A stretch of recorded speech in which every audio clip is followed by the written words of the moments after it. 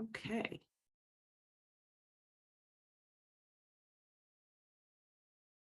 Okay, welcome everyone. My name is Sue Harmon and I'm a librarian at the Manchester City Library in Manchester, New Hampshire. Thank you for joining us today for the fourth part of our Culturally Curious Art series, Norman Rockwell on Art, presented by Jane O'Neill. And I'm joined by librarians from your hometown. This program was made possible by the combined resources of the GMILCS libraries, and we're very excited to be able to offer you educational programs. Just a few housekeeping notes before we get started. This is a webinar, so all attendees are muted. Jane will answer questions at the end of the program, so please use the Q&A for those questions as soon as you think of them, and feel free to use the chat to share your impressions and comments. Make sure that the message is going to everyone and not just the panelists so that we can, see and respond. This program is also being recorded. And in the next few days, you'll receive an email with a link to the program recording and a survey. Please take a few moments to tell us what you thought of the program, because your responses really do help us. They let us know what types of programs you'd like to see in the future, and you can sign up for your library's newsletter for upcoming programs and library news. And speaking of programs, Maria has an upcoming program for the Nesmith Library that she'd like to talk to you about. Hi, I do. Yes, I'm Maria from the Nesmith Library in Windham, New Hampshire. And next Wednesday, on the 26th, I have Emily from the F Word Farm, which stands for Fermentation, Farming, and Foraging. And I think she's in Chelmsford, Mass, if I'm remembering correctly. She'll be in person in Windham at the Nesmith Library to talk about fermentation and food preservation, specifically pickling and that kind of thing. So feel free to join us Wednesday, July 26th at 6 p.m. at the Nesmith Library in Windham, and she'll be giving out samples as well. So join us if you can. Thanks, Maria. And Jane is joining us from the Wadley Library, and she also has an upcoming program to share with you. Yes, and this Sunday on July 23rd, we are going to be having a local Milford band come play Heartbeat City.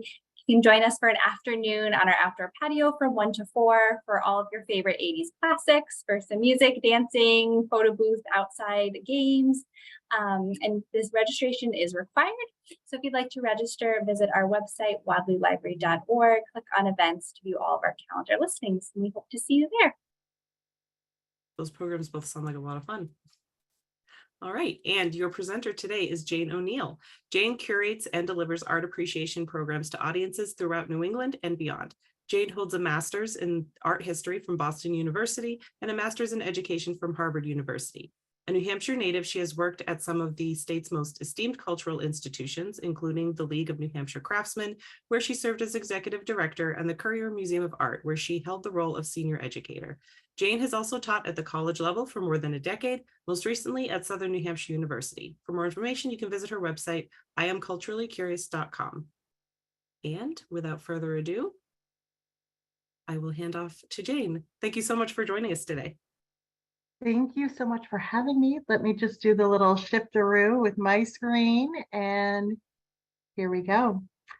Thank you, everybody, for taking time out of your day to learn a little bit more about Norman Rockwell. It's always a treat for me to talk about him and to share what I know about him.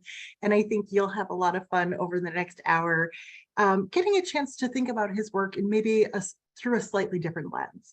So tonight's program will focus on Rockwell's interest in depicting art, artists, and art historical references in his work. Now, fellow quintessential creative person, Mark Twain, once said, "Write what you know."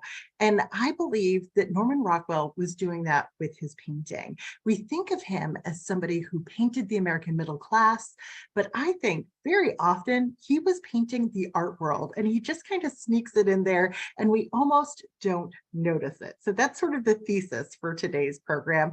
We're going to get started with just a very quick review or an introduction to the artist himself. But I have a feeling you're probably here tonight because you already have a good sense of who Norman Rockwell is. So I'll keep this very brief. Norman Rockwell was born just before the turn of the 20th century in 1894, and he died in 1978. Now, he worked almost his entire professional life as a commercial illustrator, which means he was making hundreds of oil paintings for cards, calendars, magazines, most notably the Saturday Evening Post, a magazine that he worked for 47 years. And he produced more than 320 covers for that publication. So quite a legacy just in that magazine. Now, as I said, he's sort of thought of as this documentarian of middle-class American life, the painter of American stories, really the artist who portrayed what American life looked like, especially after World War II. And that idea is grounded in the fact that he was painting relatable content. He was painting the experiences that so many Americans shared. And I think to this day, experiences that Americans are still trying to share or sort of emulate or romanticize in some ways. So audiences tend to be drawn to his work because of these familiar scenes that he painted. And I brought in as an example, this image over here on the right, which is the Freedom from Want. It's part of his Four Freedoms series from 1943. Now, there's a whole backstory to this painting, of course, but when we look at it, I think we see a very familiar setting, a very familiar scene of a multi-generational family sitting down for a really big meal together. You probably think of Thanksgiving when you look at this painting. And that was Norman Rockwell's aim, to create something that seems so familiar to all of us. So this is sort of like the reason why we know Norman Rockwell, right? Well, of course, my contention tonight is that there's a little bit more to these paintings, that Norman Rockwell was really painting his world very often in his paintings. And of course, his world is the art world, but he was so talented at storytelling and finding humor that he could make the art world relatable. So I don't think the average person would say Norman Rockwell was an artist who painted the art world, but we'll see how he sort of sneaks in this content. He sort of spoon feeds art making and art historical references into his pictures throughout his career. Now, in this image on the right, it's called The Antique Hunter from 1937. We see this slightly goofy looking, very self-satisfied woman who has come away from what is presumably an auction. Everything here kind of has a little red label that says auction on it. And she's made out like a bandit, right? Her arms are full of all of these treasures. And we notice things like a framed portrait of a woman, a portfolio with more two-dimensional images in them, and then even a sculptural bust over here. Now, this is a painting that's a little bit about the thrill of the hunt, the joy of the find, and we can all relate to it, right? Even if we don't collect art ourselves, we know how great it is to find a great deal. So this is just sort of the tip of the iceberg. Let me show you how we'll use this next hour together. We're going to get started with Rockwell painting everyday artists, everyday people, very relatable, and he sneaks it in interesting ways. And then there's a whole section here about how Norman Rockwell liked to paint other painters, professional artists. He even focuses quite a bit on museums and the world of fine art. He has some great tricks for making this very fun and relatable. And then this section, Pictures Within Pictures, this is really Norman Rockwell quoting other great artists, essentially replicating their artwork in his own artwork. And then we'll wrap up with art historical references. Maybe a few of these references went over people's heads back when he painted them, but I'm going to try to elucidate that for everybody here tonight. The image that I have here on the screen is a photograph from Norman Rockwell's studio, which is now on the grounds of the Norman Rockwell Museum out in Stockbridge, Massachusetts. You'll notice that his brushes are very clean. He was fastidious. He was a little bit of a workaholic. He could work 9 hours a day, 7 days a week. And you can imagine a lot of that time was probably cleaning those brushes. So art was his world. Let's take a look at how he integrated the idea of everyday artists into his works. I just love this painting over here on the left. So we're going to start off with the simple idea about making marks. Norman Rockwell delighted in giving his subjects really the opportunity to pick up a paintbrush, or in the case of the little girl here, a tube of lipstick, and make some marks. In the 1922 painting on the left, we see this delightful little girl who may need a little bit more practice in applying her lipstick and her rouge over here, but she seems very satisfied with the results, sort of looking down her nose into this handheld mirror. And then over here on the right, we have a 1940 painting called The Hitchhiker. And here we see this kind of lazy looking young man, and he has painted his desired destination on the side of his leather suitcase here. We can see, I mean, who wouldn't want to go to Miami when the leaves start changing colors and falling all around you? But we can see his feet through his threadbare socks, and we can see he's kind of lounging comfortably here, smoking his pipe and playing the ukulele. Now, if you have really good eyes, you might have noticed that he's even painted his ukulele here. So with these sort of little mentions that Rockwell has created here, these references to this young man picking up a brush and creating something, we get the sense that he sort of aspires for the more comfortable life of an artist, or what he imagines to be the comfortable life of an artist. And certainly we hope that somebody picks him up before all the autumn leaves fall here. So Rockwell loved to put a paintbrush in the hands of children. This is a 1921 painting called Painting a Little House. And here we see a crafty little boy who's engaged in what looks like a slightly frustrating process of painting a very large birdhouse. You can see the little perches for the birdhouse here. Now, notice how he's using this bright red paint and how you can see it's differentiated here where he's painting. There's even some kind of dripping down between the gables of this house. We see the red paint on his nose and on his forehead and all over his hands. In fact, it draws our eyes all around this picture here. You don't get the sense that he is the cleanest of young artists here. There's also the delightful puppy who could almost steal the show. He might have a little bit of red on him as well, but he draws our eye back to this back wall in the picture. And we can see that this young artist has also drawn a face on his kite and drawn a little face on the back wall here. So this is a very creative young man here.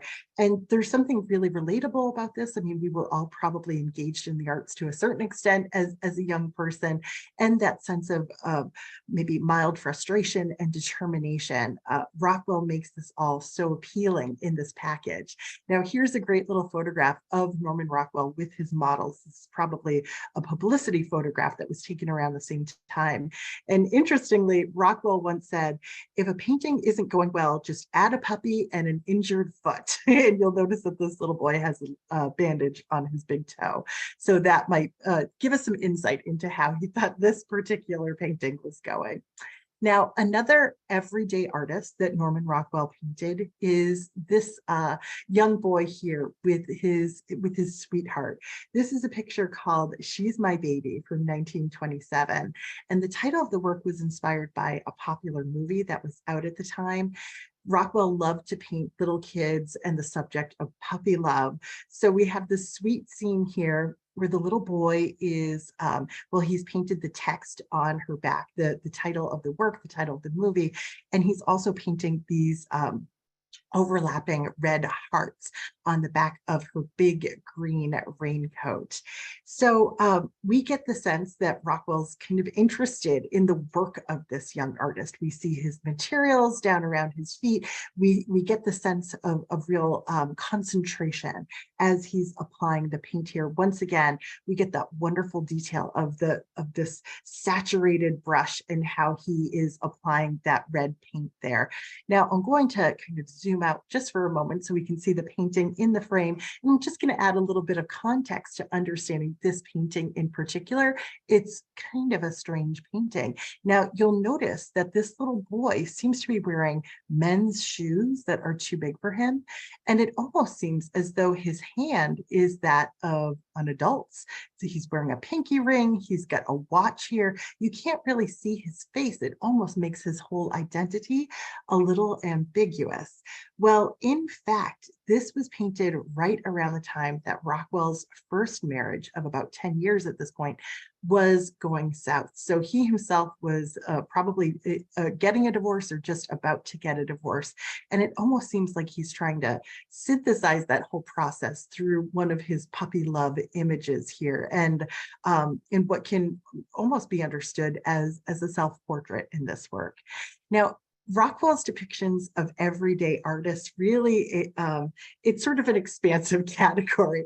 And I've included a couple of images that he did as part of an advertising campaign for wood varnish. That's what we're looking at here. Both of these works, in fact, I think the entire series is now in the collection of the Albright Knox Museum in Buffalo, New York.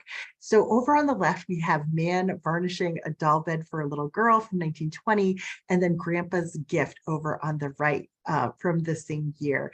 So we can see here that there's a man in work clothes, and he is in the process of varnishing this floor. We can see his materials over here on the left, but the little girl who presumably lives in this house has interrupted his work with some doll furniture, and he is sort of looking admiringly at his work after he's varnished it for her. Notice how this brush here is almost indistinguishable from an artist's brush, and it is like almost the hero of this picture. It unifies the girl, the work, and the doll bed all together in this moment. And if you didn't know any better, you'd almost imagine it's the work of an artist here. I just love this this image of Grandpa's gift. We have a well-dressed grandpa who's gone up to the attic, has found the old cradle, and is working to kind of revive it in terms of its appearance, because we can imagine that this grandpa just found out that there's a new bundle of joy coming into the world. It's a really kind of sweet and sentimental image here, but Grandpa's holding a brush, and if you were to just glance at it, we would imagine that he was in the act of painting. So one last varnish image that I wanted to show you from the same collection. This is a painting from 1924. And here again, we see Rockwell kind of playing off of these associations that we have with brushing on varnish and brushing on paint. We're in a kind of dingy storeroom. Notice that there are brushes and paint in the background, but there's an older, wiser man sitting on a big box holding this varnish out to a younger man sitting on a smaller box. And the name of the picture is Master and Apprentice. So once again, creating these associations with the art world, and sort of mentoring somebody up through the art world. So Rockwell is so good at giving a working class individual a paintbrush and making an image relatable. This is a picture called Spilled Paint, the Road Line Painter's Problem from 1937. And so we see another kind of working class stand-in for a professional artist. Our road line painter has this big wide paintbrush. It's loaded up with this white paint. He's wearing the workman's coveralls. It almost looks like he's got like a policeman's uniform on underneath it. And of course, chaos has ensued because we've got a dog and a cat chasing each other, which is a motif that Rockwell uses in other image to signify absolute chaos, the chasing of pets. But that's a great way to make this a relatable scene, right? We've all had the chaos of pets or young people kind of running through something that has been carefully orchestrated, and in this case, it's drying paint. So Rockwell adds a little humor to this, but he's also conveying a problem that he himself probably experienced it more than once, being a professional artist with 3 young children of his own. Our next everyday artist is a circus artist. Rockwell could find a painter anywhere, right? You're going to tell the story of a circus, but he is giving us insight into the circus by way of a man who has taken a carousel horse, sort of similar to the one that we see in the foreground, taken it off of the carousel and is reviving it by adding these really bright colors to it.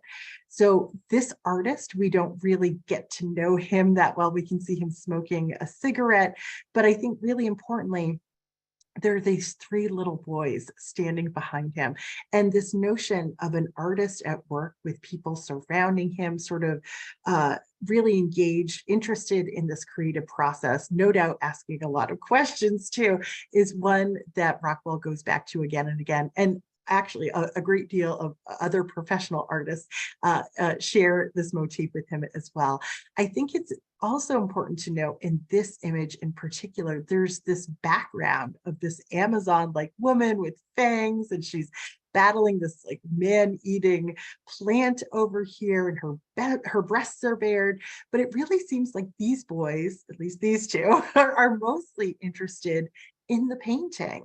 And it speaks to how interested the average person is in the idea of kind of creating something out of nothing, the creative act in general. So, so this is a painting from 1947. We're going to go back in time just a moment to World War II, and we're looking at a beloved image called The Tattoo Artist. This was on the cover of the Saturday Evening Post in 1944. And once again, we're looking over the artist's shoulder, but now we're like those young kids. We're the ones looking over the shoulder of the artist. And he's hard at work with a living canvas in this case. He's working on the arm of the sunburned seaman here. We can see he's in the Navy, sort of tilted his cap back here. We can see he's got the various ribbons and his comb kind of sticking out of the pocket on his lap. But of course, the kicker here, the joke, is that he's got all of these women's names tattooed on his arm, and one by one, they've been crossed out by various tattoo artists over time. And this tattoo artist is adding the woman's name, Betty, at the bottom of the arm here. And you can see just a little bit of trepidation on the part of this enlisted man, because who knows if things are going to work out with Betty, right? So whenever I look at this picture in particular, I always think that Norman Rockwell must have had a blast creating this little catalog of possible tattoo images to put in the background of this picture, almost like wallpaper there. So these are images that are familiar to a lot of people, but some of Rockwell's images of everyday artists, I think are less familiar, and they're almost surprising for how relatable they are to the artist's life. This is called The Sign Painter from 1935. And once again, we're looking over an artist's shoulder. We're seeing him from behind and watching him engage in the artistic process. We can see all of his materials here. He's sitting on this kind of bowed board. He's got cans of paint, brushes. He's got a reference image here. And you know, even though this is created in the midst of the Great Depression, we see this scrawny little comical character with worn out shoes here. He is painting this very elegant woman. We see the outline, we see the detail of this one eyeball, and then we have the word kiss at the bottom. Everything about what he's creating seems almost fantasy-like. Notice that Rockwell has given him a beret, which seems to be kind of hanging off his head in the wrong way, but he's also given him a pipe, which is sort of Rockwell's own signature for his own self-portrait. So I think once again, we can see a little bit of the artist kind of bleeding through into this particular picture. So we're going to finish up everyday artists with a very familiar figure here, and that is Saint Nick. Of course, Norman Rockwell would portray Saint Nicholas, Santa Claus, as an artist. In this case, an exhausted artist that can't meet his deadlines. So he's lucky enough to have all of these tiny little elves that help him out. There's a little house that needs painting here, and we see once again that red paint and the paintbrush kind of hard at work with the paint can being hoisted over on the side. It's almost like going full circle with the little boy and the birdhouse that we saw earlier on. Okay, so we're going to switch gears for a moment and take a look at Norman Rockwell painting painters. You might be thinking, isn't that what we were just looking at? But those were all people that weren't necessarily professional artists or trained in the arts in the same way that somebody like that Rockwell was. Painting painters was a real passion for Norman Rockwell. And I should mention early in his career, he amassed this great collection of historical costumes, colonial inspired costumes and props. And he often thought that he would be this painter of American history. When his studio burnt down in the 1940s, he lost that whole collection and he was forced to sort of pivot and start painting modern life wholeheartedly. But this picture in particular, it's called the Pipe and Bowl Sign Painter from 1926, gives us a peek at his interest in American history. And of course, he's showing us American history really by way of a professional artist. In terms of American history, there weren't really professional artists. There weren't people who went to art school or went to art museums. They were people who were itinerant. They would go from place to place painting signs and fire screens and that sort of thing. So this is really an aspiring artist that we're looking at. He doesn't have a canvas. He's using a chair for a place to prop up this sign that he's painting. Notice too how simple the image is that he's creating as opposed to the painter that Rockwell has created. Rockwell, as I said, normally gives his artists a pipe. In this case, the sign painter has given his subject a pipe and a little glass of wine here to signify just how much fun you're going to have when you go to the Pipe and Bowl here. Now, this was actually the very first Saturday Evening Post cover to use this new 4-color printing process, and they gave this opportunity to Norman Rockwell to really showcase that ability. I think it's just perfect, just spot on that he chose to depict another artist in this moment. So here is just a very quick look at the fact that Norman Rockwell went back to this same theme about a decade later. This is his work called The Colonial Sign Painter from 1936. It's essentially the same idea. We have a young artist at work creating a sign. In this case, he's kind of churning them out in an outdoor setting with no fancy easel. He's just working out in plein air where other people can see him. And notice now that his signs kind of refer to General George Washington.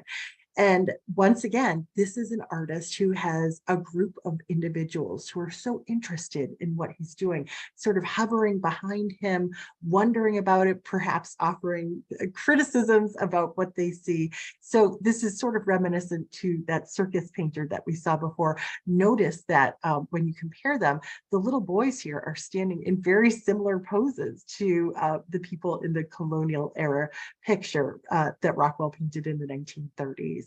Now, as we move along with Rockwell painting other painters, we have this very sweet scene here from 1922. This was the cover of the Literary Digest, and it's a work called The Artist's Daughter.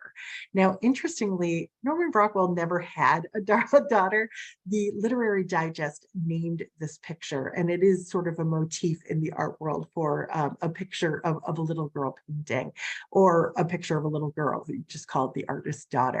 So in this case, this is one of the first female characters that we see, other than the girl with the lipstick, to be creating a work of art. And even though her materials are all sort of oversized for her, we can see the real focus and determination of this young girl to create a portrait of this doll. She's using all of the professional equipment. She's taking herself very seriously, even though the results are a little bit cartoonish. She seems worthy of our respect. So Rockwell sort of sticks with this theme for a while, and he portrays a number of very determined young women as artists. And this is a great work from 1921 called The Hayseed Critic.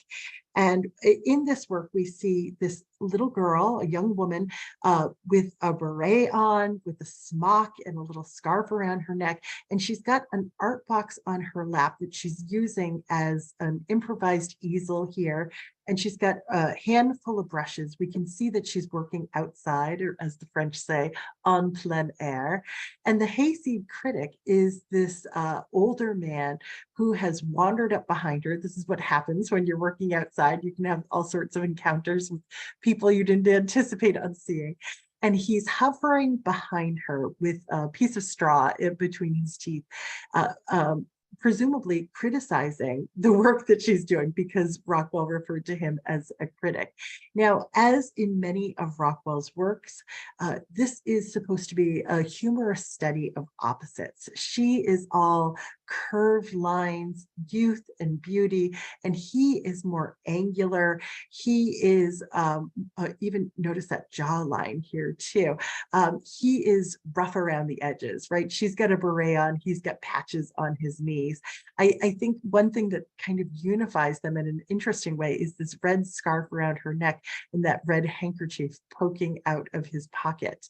She is hard at work creating something. She's got her brush, and then to sort of counterbalance that, we have the piece of straw hanging out of his mouth. She's doing the work, he's criticizing here. So so we get the sense that the whole point of the work is that he's there to offer feedback, offer a little bit of criticism, but perhaps he's not qualified to do that, right?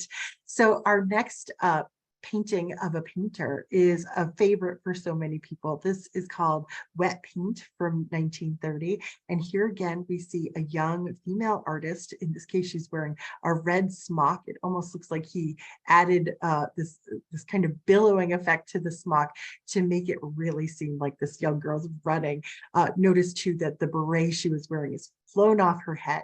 She's got these glasses on. She seems very studious and serious. And in this moment, of course, we see that the weather has changed, that there is torrential rain, and she is running to protect her artwork. We see that she hasn't been able to even put her paints or her materials and supplies away adequately. She's just determined to get out of the weather here. And of course, there's this wonderful little play, because in the painting that she was creating, there's just blue skies, white fluffy clouds. So we get the sense that the weather turned pretty quickly. We notice that she's got all of these paintbrushes, this beautiful palette in the art box. These were Norman Rockwell's own materials that he used in this work of art. And notice too, he's added a little bit of paint to her face in this case, just to suggest a young artist who's maybe really scrambling in this moment.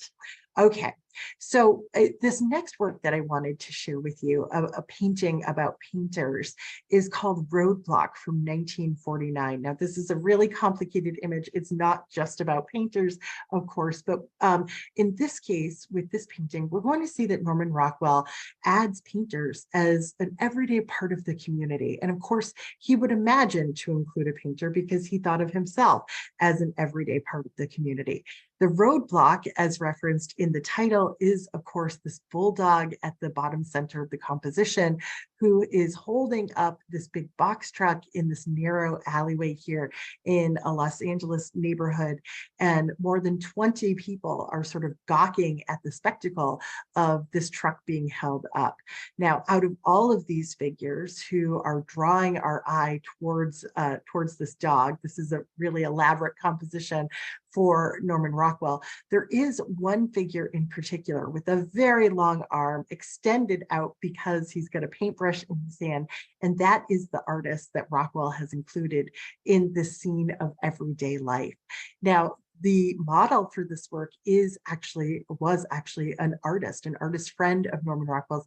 He was an art teacher at the Los Angeles County Art Institute, and we can see his mouth is sort of agape. He's laughing at this particular scenario that's happening right outside his studio. We can see the suggestion of other works pinned up on his window here, and of course, this lovely blonde right beside him was no doubt nude just a few seconds ago, we get the sense that this was his art, his muse, his model here. But she's also smoking a cigarette, and she's just sort of wrapped a pink blanket around herself. So it also makes you wonder if perhaps there was something else happening between this artist and model in this case. But we get this little snippet of their lives. We begin to wonder about what was happening before they came to the window. This is Rockwell as a storyteller, and just really demonstrating his mastery in this way. Incidentally, Norman Rockwell included his own self-portrait in this very elaborate painting. He is shown as a violin instructor. You can see the lesson sign right underneath him. And then in the corner of the work over here, one of his sons with his violin case who's been stopped up for practice. So Rockwell painted himself as an artist many times over the years. And I wanted to just give a little bit of a sense of what those self-portraits look like. There's so many of them that we can't go too far into depth, but we've got a real span, and we see this kind of evolution in the way he thought of himself. He portrays himself as this kind of gangly young man with a creative block in 1938's Blank Canvas. And then he moves on to portraying himself as a serious and methodical practitioner, painting his noted work, The Soda Jerk from 1953, and this next work here. As we move on through time, we have a 1966 painting called Beyond the Easel. This is Norman Rockwell surrounded by Boy Scouts, hard at work with the easel in front of him. He had a very long relationship with the Boy Scouts of America, painting calendars for them. But now he's like the seasoned expert. And then over here on the far right, from 1976, just a couple years before the artist passed away, he painted this self-portrait called Let Freedom Ring. This was on the cover of American Artist magazine, celebrating the bicentennial. And at this point, he himself is as much of a celebrated icon as the Liberty Bell is. So we're going to shift gears now, once again, to our next section about museums and fine art. Now, Norman Rockwell here is painting American life. You wouldn't really think that like the art world and museums would be a go-to subject. Now, when it comes to Norman Rockwell and the art world, he is not somebody who ever agonized over the fact that he was a commercial artist versus a professional artist. And commercial artist just meant that he was creating paintings on demand, working on commission for commercial purposes, like for a magazine cover. So he was somebody who certainly thought about this dynamic between commercial art and the art world. Let's see what happens when Rockwell turns his attention to fine art. Now, this first work is a painting really about sculpture. This is called A Man Holding Two Portrait Busts. It was painted in 1931, so right around the start of the Great Depression. And we see this kind of dejected looking delivery man with these two sculptural busts on his lap. We imagine maybe he's riding the subway or he's on a bus or something like that. Now, he's employed at least, but he doesn't really seem to be loving his job. And he's got these two idealized portrait bust. This is actually a sculpture of Apollo, and this is the head of Venus de Milo, that famous sculpture at the Louvre Museum. And they are kind of just below his shoulder line and looking like they could be having this beautiful kind of sparkling conversation that he's not a part of. And he's nowhere near as idealized, right? He's got this big ear, he's got a sort of a furrowed brow here. So it's a painting, once again, about opposites, the real versus the ideal here. But it's Norman Rockwell kind of making a joke by adding in a little bit of art history for us, a little bit of the world of fine arts. Norman Rockwell actually painted museum settings several times throughout his career. And I think some of these paintings are really some of his greatest hits. This is a work called Framed from 1946. And now we see another working class figure who's interacting with these objects from the art world. In this case, we have this plump man in this official looking clothes. He's the person that moves the artwork around, following the orders of the curators or something like that in an art museum. And of course, there's there's a couple of jokes embedded in a work like this. He's holding this frame in such a way that he's framing himself. And we see him in sort of like a bust-length portrait in profile. And we get the sense that, that his own picture is hanging on the walls of this museum. But Rockwell pushes beyond that, and he brings to life the other figures in the paintings on the wall. So we have a Renoir-like nude woman who seems to be looking over at this new interloper in the galleries. We have what looks to be a Revolutionary era soldier who looks down in disdain. And then this sort of terrifying figure just beyond, the museum worker in the foreground who seems to be scowling out at us. That definitely gets our attention here. So so there's like jokes upon jokes in here. So even though it's the world of museums, the world of fine arts, Rockwell makes it fun. He makes it accessible, and he circles back around to this time-tested notion of a work of art coming to life with the 1955 painting, The Art Critic. This is, I think, another favorite for a lot of people. Once again, we're in a museum setting. We get the sense that our protagonist here is a young artist, possibly an art student. He's got his palette and his easel here in a museum setting, and he's got the guide to the museum behind his back. But in this moment, he's using a magnifying glass to very carefully study the brushwork on this painting that looks like it could have been painted by the artist Rubens, right? And he's looking at the brooch in this woman's bosom, and she seems to have come alive in this moment and has arched her eyebrow in this kind of coquettish expression, glancing down at him. Now notice just behind the artist, there's another painting with all these bearded men that seem rather concerned about how carefully he is examining this woman over here. So, so of course, one of the punchlines in this work is that this museum guide that he has behind his back shows the same painting, but the woman with a much more composed and reserved expression on her face. So once again, our figure who's in the galleries is impacting the way the artwork itself looks. Now, interestingly, Norman Rockwell said once that he envied his students that would go to Paris and see the Mona Lisa and sort of swoon over that famous painting. He said he'd never felt that kind of passion. Here, he's taken the museum experience and he's just made it silly. He's made it relatable. He's made it so that anybody looking at the Saturday Evening Post could pick it up and have a good chuckle. So we have another museum setting here to kind of round out this section, and this might be one that is familiar to people in the New England area. This is his painting inspired by the collection of the Higgins Armory Museum. Now, before that museum closed, it was located in Worcester, Massachusetts, and it was the second largest collection of armor in North America. So it was just a drive down the Massachusetts Turnpike for Norman Rockwell. So he went and visited the museum. He took a lot of photographs there of the collections, the displays, the staff, etc. And he went back to his studio and he created this very large scale study, and then eventually this finished oil painting for the cover of the Saturday Evening Post in 1962. So it's oftentimes referred to as lunch break with a knight. We see the guard over here, or the night watchman, which I think the pun is just kind of irresistible.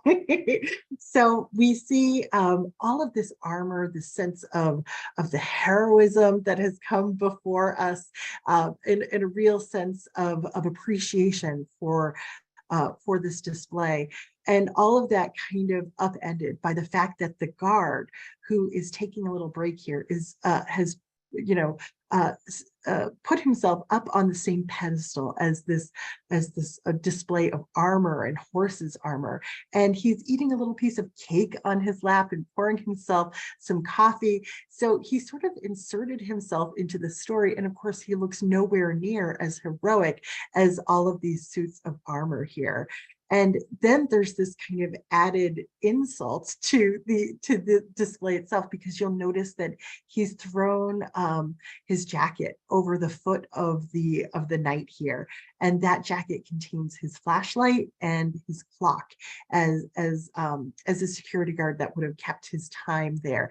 And we almost get a sense that this horse in this case has kind of come to life and is peering down at this affront. Maybe he's looking at the disruption to the display. Maybe he's looking at the cake. It's hard to say, but Norman Rockwell's playing with that notion of artwork come to life once again to make something that is not necessarily accessible to everybody, much more fun and appealing. And just as a quick aside, he does something very similar with the zookeeper image, where the zookeeper's eating this like meaty sandwich here. And it's not the horse that's come to life, but it's the lion in the background who's dying to have his own little bite. Okay, so we're going to move on to pictures within pictures, move a little bit more expeditiously here. We've got Norman Rockwell, who is directly quoting and copying other works of art in his pictures. Now, many of you have probably seen his wonderful April Fool's covers. He created several of them. This one is from 1948. We get this illogical mix of objects from the natural world and the man-made world, in this case set in an antique store. And he actually created a whole list of all the things that are wrong with this picture. But very quickly, there's some things from the art world that he's depicted here. Notice this little sculpture in the bottom corner. This is a reference to these very popular tabletop sculptures by an artist named John Rogers. And in this case, Norman Rockwell has taken figures from different sculpture groups and kind of added or combined them here. So a Civil War soldier and a young woman who is seeking to get married have been combined in this little tabletop sculpture that we see on the floor. But if we're here for art, there's one face that I think everybody has probably already identified here, and that is, of course, Rockwell taking on the Mona Lisa. We already know how he felt about the Mona Lisa. In this case, he reverses the image and adds a little halo here, which I think is very interesting. He also reverses the text of his own name and misspells it. So plenty of wonderful things to find in this work. But I think he must have been really proud, I think, to be able to copy Leonardo da Vinci's famous work here. Now we go from the Mona Lisa to something much more lowbrow. This is a painting called The New Calendar from 1956. And here we see Rockwell's comedic storytelling at play. We've got the visual quotation of the opposite of the Mona Lisa, this kind of pinup girl, and an older man who has just hung up this calendar and is appreciating this very attractive woman. His skeptical wife is standing behind him, looking very certain like she's going to just tear that right down. Now, Rockwell did not paint a lot of nudes. He didn't paint a lot of conventionally attractive women, but he became friends with an artist named Gil Elvgren. And Gil Elvgren specialized in painting pinup women. And so the artists would kind of get together, and Rockwell would joke about the fact that Elvgren had much more attractive models. So in this case, he didn't have the model, but he did get the chance to paint his own pinup. And I don't think most people would think of Rockwell as an artist who is creating those kinds of works there. But, you know, I think he liked to sample a little bit of everything. And we see that in his famous triple self-portrait too. It is rife with visual quotations. Now, artists have been painting their own reflected images for centuries, but leave it to Rockwell to create a little bit of humor out of this typical motif here. Now, very quickly, it's a similar setup to what we've already seen. All of these images of artists hard at work, and we're seeing them from behind, so we get a glimpse at what they're working on. Now, in this case, Rockwell tries to spell it out for us, just exactly what his inspiration is here as he's working. And let me just play out the joke a little bit for us, because it's such a wonderful image. We see him from behind, peering into a mirror. He's wearing these spectacles that seem to obscure his eyes, his own vision. He's got this drooping pipe coming out of his mouth. And then he is painting this very dashing, this very debonair depiction of himself without the glasses on, and the pipe sort of angled up at this jaunty angle. Now, notice that there's a couple of sketches that are pinned to his canvas. So this is a triple self-portrait's kind of a misnomer, but it's these artistic quotations over here on the right that I want to draw your attention to. Norman Rockwell has quoted Albert Dürer, Rembrandt, Picasso, and Van Gogh in his own triple self-portrait here. In the case of Picasso and Van Gogh, he took some artistic liberties there too as well. So he is, he's included that as though those images have inspired him in some ways, but he's also kind of showing off as an artist, showing that not only can he paint himself and paint this joke, but he can do a little bit of what the masters have done before him too. Now we're just going to keep moving quickly along. I wanted to show you another work that he did of another artist at work that we see from behind. In this case, it's not him, but it's a colleague from the Saturday Evening Post. This was painted just a year later, I believe, in the early 1960s. So here we see an artist who is much cleaner than, or maybe a little bit more tidy than Rockwell was in his triple self-portrait, but he is reviewing the masthead, the ever-evolving masthead for the Saturday Evening Post. And we can see some of the oldest versions fanning out to some of the newer versions. And in this case, Rockwell has quoted several identifiable magazine covers, including this one here from the end of 1930. This is Baby New Year coming in with this anvil and hammer. And that was painted by his mentor, an artist named J.C. Leyendecker. We see another cover kind of peeking out of the top. Rockwell has quoted himself. This is a wartime cover that he did featuring an invented character he created called Willie Gillis, What to Do in a Blackout. It's a little bit of a naughty picture for Norman Rockwell.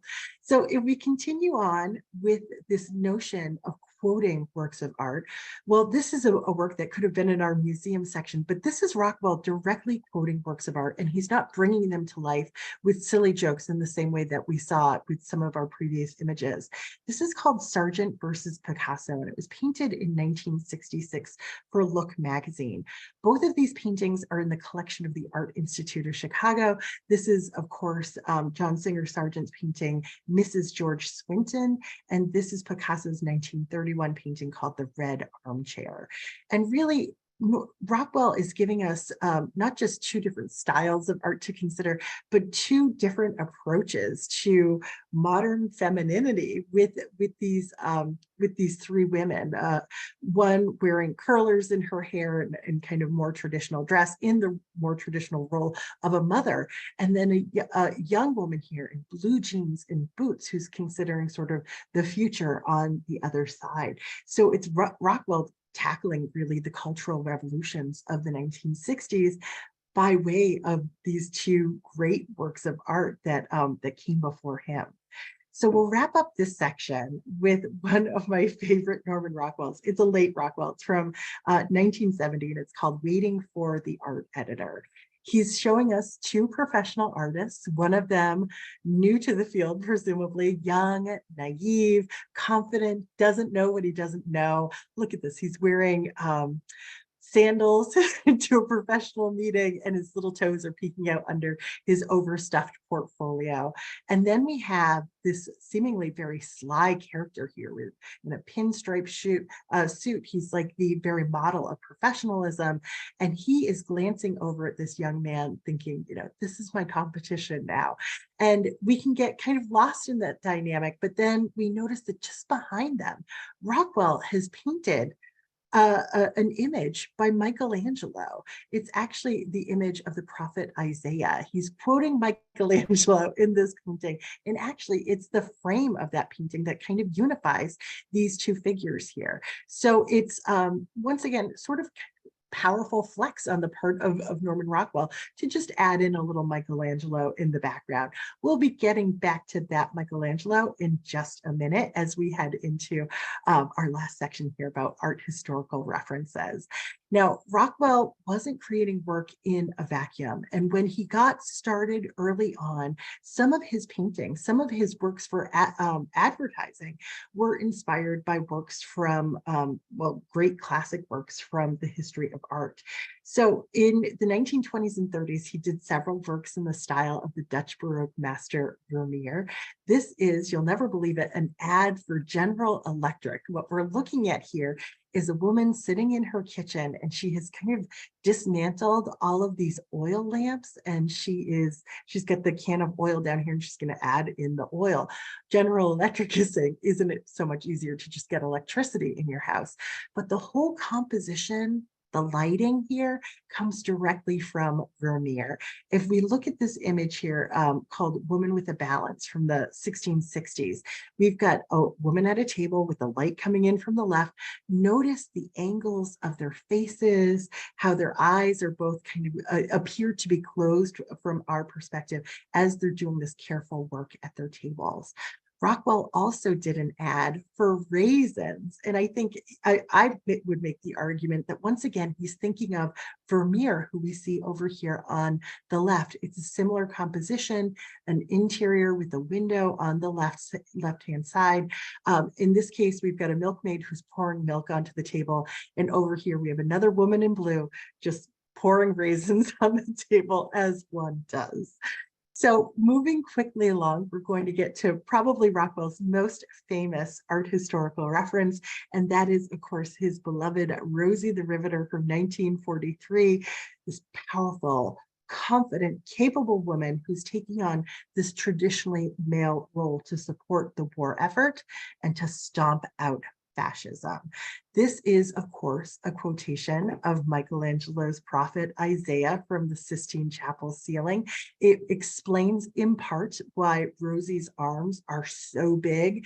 Norman Rockwell, or I should say Michelangelo, had to paint these prophet figures so large because they were about 70 feet off of the ground. They need to be legible to the viewers.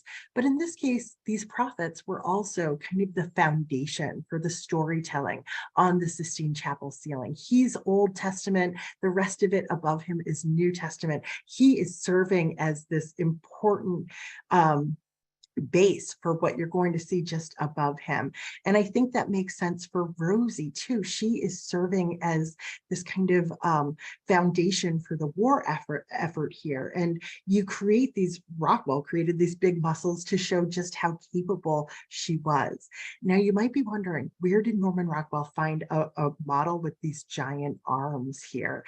In fact, just like Michelangelo, he had to invent them himself. Here is his actual model for Rosie. Apparently, he had to apologize to her for making her look just so muscular on the cover of the Saturday Evening Post. Now, he didn't just quote historical artists. Sometimes he would quote contemporary artists. This is an early 1960s cover called The Connoisseur. And if we think about Rockwell's career, he witnessed so many artistic and cultural revolutions during his long life. Wouldn't it just make sense that he sort of responds to them or integrates them into his covers at some point? Now, most Americans in the 1960s probably weren't interested in looking at Jackson Pollock, but they would look at a Jackson Pollock through the lens of a Norman Rockwell. And Rockwell gives us this figure with a totally ambiguous response to this painting. We see him from behind, we project ourselves into his body, and we imagine, how is he feeling? He's a connoisseur, but he's from another time. Is he intrigued? Is he intimidated? Is he disgusted? We don't quite know. Well, Rockwell had a little bit of fun in creating this work because Jackson Pollock was an artist who was known for putting his canvases on the ground and dripping and flinging paint in order to create these abstract pictures. And so we see Norman Rockwell doing a bit of that himself with his pipe in his mouth, his shoes are off, so he's painting with his socks on. But believe it or not, he got a great deal of praise for this abstract picture that he created within his own picture. The avant-garde artist Willem de Kooning actually said that Rockwell's faux Pollock, he said, square inch by square inch, it's better than Jackson. So even the art world really loved what he was producing here. And it was a great way to kind of spoon feed the idea of contemporary art to the readers of the Saturday Evening Post. Now, one of the last art historical references I wanted to share with you is in this painting called The Marriage Counselor from 1963. It was intended for the Saturday Evening Post, but it was never published, probably because the joke of domestic violence here didn't really age well and didn't go over too well for audiences. In this picture, Rockwell puts us in the place of the marriage counselor, wondering about the dynamic between this couple here. He's got a black eye, she's got a bandaged finger. But importantly, he has added to a little library over here on the right side of the picture. And really the only text whose title you can make out is a text that says Van Eyck. And Van Eyck was an artist who painted probably the most famous couple in the history of art, a painting that has oftentimes been understood to be a wedding portrait. It's simply called a double portrait now. It's from 1434. And so over here, we have this kind of fascinating dynamic of this couple. We don't quite know exactly what's happening in this room. Notice how unusual the hand holding is in this particular picture. But I think what really connects these works is that in Van Eyck's picture, there's this mirror in the background reflecting the very room that we see depicted here. And if you zoom in carefully, not only can you see the protagonists here, but you can see other figures, presumably sort of us, the viewer, or the artist himself, who is there to carefully portray what's happening in this space. And so once again, Rockwell is sort of thinking about another work of art, a great work of art, and that way that Van Eyck integrated the viewer and integrated even the artist into this, into first this work and then into his own work. As we look at the marriage counselor, we become the marriage counselor in this as we regard this painting. And I think it makes wondering about this work that much more intriguing here. So the very last picture I wanted to share with you here is just a very quick one. This is Norman Rockwell experimenting with a little bit of surrealism. This is a famous work by the surrealist artist Rene Magritte. This is called The Son of Man from 1945, if I remember correctly. And it's Magritte, as a surrealist artist, was known for combining kind of illogical things, bowler hats, green apples, red apples, and creating images that don't quite make sense, but they're painted with this kind of crystal clear clarity. Well, there was an advertising executive that got in touch with Rockwell and invited him to do something similar. So I believe this is a commission from several decades later. And Rockwell wrote back and forth with this ad executive, talked about, keeping this apple shiny new. He called this work Mr. Apple. You can, once again, almost think of it as a self-portrait, a little bit of a nod to the surrealist master that we see over here on the left. So with no time to spare, we'll wrap up very quickly with our conclusion for tonight, our big idea. And that is that Rockwell was really interested in art, in art history, and in museums. And he packaged and represented these subjects to the American people by adding relatable characters and humorous details, and sometimes just creating a great deal of contrast between his figures. He snuck in the art and he made it fun. So when I came across this painting of an old man with a pipe in his mouth, gilding an eagle at the top of a flagpole, shining up something artful in a folksy and kind of funny way, it seemed to embody who Rockwell was and what he was all about. It seemed like the perfect way to wrap up.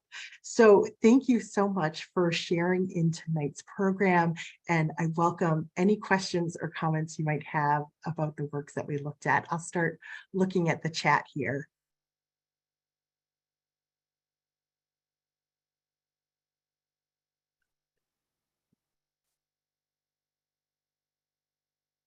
Let's see.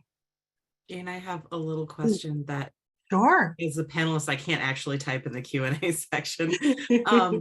As you were showing so many different pictures going by, I noticed that some of his, the pictures that focus on like one kind of person or figure had a background kind of stylized of a circle with the two lines across.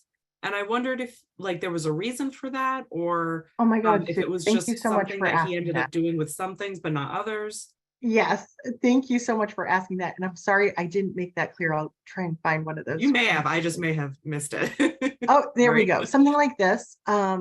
Yeah. Or something like this. This was essentially the format for the cover of the Saturday Evening Post. Oh, okay. So this was kind of like the composition that he kind of had to work with. So the masthead would usually go just above those double lines. So I'm sorry I didn't make that clear. That's a great question. So that's why so many of those paintings are organized like that, and it can actually kind of help you to date these pictures too, because by the 1940s they did away with that format. They wanted all the detail in the world, and that's when you start getting these really like richly detailed and really nuanced images. Lorraine asked, what medium did Rockwell use? He was an oil painter.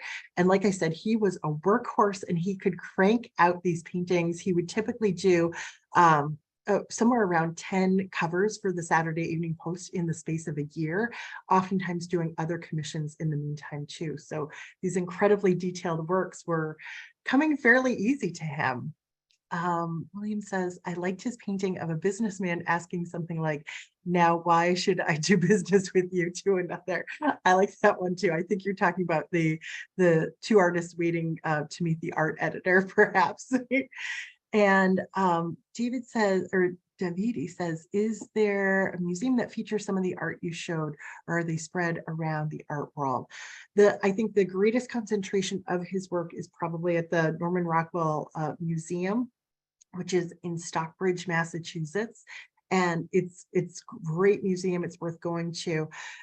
They usually have a display of his works, some of his best known works, including the Four Freedoms, and then kind of complementary displays of other commercial illustrators.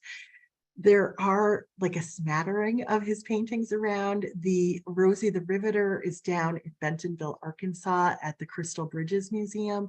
But for the most part, they're in strange places. Sometimes Norman Rockwell would just give the finished oil painting to his models. So, I mean, they can be in strange collections, they can be in personal collections. Your best shot at seeing an original Rockwell is at the Rockwell Museum. And Lorraine says, do we have any Rockwell paintings in UK, or is his work only in US? Great question, Lorraine. I'm not aware of any of his works outside of the United States. That's a really interesting question. So I guess you're going to have to make the trip across the pond in order to see them. Let's see here. Oh, Maria added some info about the Higgins Armory Museum. I believe most of that armor is now at the Worcester Art Museum. I had never heard of that before, that Oh, armory. really? Yeah, It's a really cool building. yeah, I It's was a looking side briefly at the story, but website. yeah, it's gorgeous. The interior, the exterior looks like a factory, like a modern day factory, and then you go inside and it looks like a medieval building. Aurora, I wanted to say hello because I know that you're from Manchester as well, and I'm always honored to see your name at any of these programs. She says, Rockwell once said that when he was a young illustrator, he was inspired by an older illustrator, Maxfield Parrish. Can you speak to that?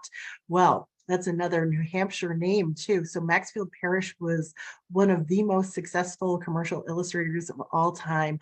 Also relocated, he was like a transplant in New Hampshire, up in Plainfield. Now, in terms of Rockwell's artistic output, I'm not sure there's so much of a visual correlation to what Parrish was doing. It was really J.C. Leyendecker who I think really influenced Rockwell's storytelling. But I'm sure that Parrish's success as a commercial illustrator was inspirational to Norman Rockwell. But you know, that's a thread that I haven't explored in depth. And so I appreciate you asking the question, and I'm going to be thinking about that more. Maybe that's another program to come. Thanks for asking that, Aurora. Let's see if I got everything here. Oh, Gwen asked, why did I choose not to show the popular painting called The Problem We All Live With? I love that painting, Gwen. Thank you so much for asking me that question. I really tried to focus today on the paintings that were about paintings, or paintings that had art historical references. In that case, I mean, it's a great reference to contemporary photographs of the news, what was happening with Ruby Bridges and the integration of schools. But I think Rockwell was really creating something novel with his picture. And I don't think he was necessarily trying to show a picture of other artists or a picture about art making. It was a social commentary. So that's the only reason I left it out, but it is such a great painting, and it is one of my favorites. Thank you for asking that. And Jane, we've had that the program that you did on Norman Rockwell and race. Yes. I forget the exact name of the program, but that was fantastic. I have now 5 Norman Rockwell programs, and I'm particularly passionate about the subject of social justice. And so I was really so heartened to see that was a subject that was really interesting to Norman Rockwell too. So I have a whole other program that's just focused on Norman Rockwell and his interest in really kind of reflecting the diversity that exists in America. He was limited in doing that by the Saturday Evening Post, actually. And then after he left them in the 1960s, he began to create images like The Problem We All Live With. So I'm glad you asked about it, Gwen. And let's see here. Mary Lou says, I taught art to elementary students and often used his art for their inspiration. The students would paint what they thought happened before or after the painting. That's so great. Mary Lou, what I have found in my teaching too is that Rockwell opens people up. They might think, I'm not interested in art, art is not for me, but everybody is interested in Rockwell. Everybody can talk about a Rockwell. Everybody feels at ease with them. So I'm glad that you used him for art students. I've used him as like kind of warm up for talking about art with people of all ages. Everybody loves a Rockwell. Michael says there was a museum of his work in Philadelphia that I saw in the 80s. Oh, interesting. He says, I'm not sure if it's there. I haven't heard of that. So I might have to poke around on the internet to find out more, but I'm not aware of a museum in Philadelphia. April, thanks for your kind words. Dottie says, I have copies of some serious pictures. One is a portrait of JFK and one is a Western. Oh yeah, collecting Rockwell is like that's a whole other presentation really, but it's always nice to think that we connect with these works so much and that we can sort of get our hands on good reproductions too. Oh, George, thanks for adding this. The Philadelphia Rockwell Museum was in the basement of the Curtis Publishing Building. Thank you so much, George. I wasn't even aware of that. Beatrice says, when can we see that lecture on social justice? Okay, I'm going to hand that off to Sue. Just kidding. At some point, I'm sure. You can follow me too on my website, which is iamculturallycurious.com. I have links to all of my free public programs that you can zoom into. And that is now a program that is subsidized by New Hampshire Humanities. So I'm sure it'll be scheduled more and more in the months to come. I think we got to almost everything. I think we got them. I think there was one more question that came. Oh yeah, in the Leah asked, are your other Norman Rockwells available to watch, please? You could probably find a few of them on YouTube. If you search my last name, which is spelled kind of funny, it's Oneail. And if you just looked up Jane O'Neill and Rockwell, you'd probably find a few of them. So I have to thank everybody here tonight for your time, for your attention. It's a lovely night in Manchester, New Hampshire. So whenever people choose one of my programs over some nice weather, I'm always particularly honored. So thank you everybody for joining us. I really appreciate it. Thank you, everyone. Thank you, Jane. Thanks, everyone. So since the program was recorded, everyone who's here and everyone who signed up will get a link to the recording to watch in case you missed some parts or you want to watch it again. That'll be sent out in a couple days. And thank you and have a great night. We do this again next month. Yes. month. Oh, and Jackson Pollock was mentioned in one of the last paintings that Jane showed, and there is an upcoming program on Jackson Pollock in